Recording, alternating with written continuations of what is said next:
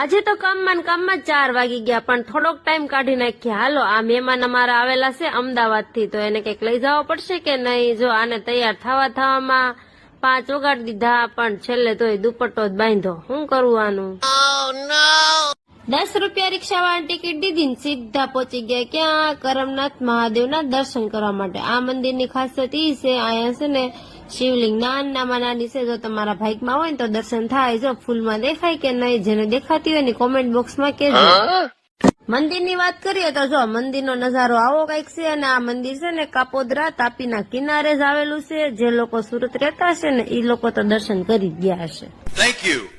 દર્શન કરીને બહાર નીકળ્યા તા બેન કે મંદિર બહુ મસ્ત છે, હાલો હવે થોડાક ફોટા પાડી લઈએ, નકર યાદ કેમ રહેશે કે ક્યાં ગયા था એમ. જો અહીંયા આ બેનડિયું ફોટા પાડે છે, પણ જીયાસભાઈ બધાના ફોટા બગાડે.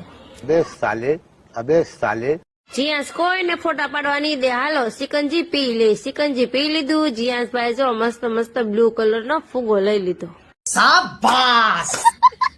આપણે પહોંચી ગયા ખાતે. અમારે છે ને કપડા લેવાના છે. આ મહેમાન ને છે ને કપડાની ખરીદી પૂરી જ નથી થતી. જો આ કલર કેવો લાગે છે.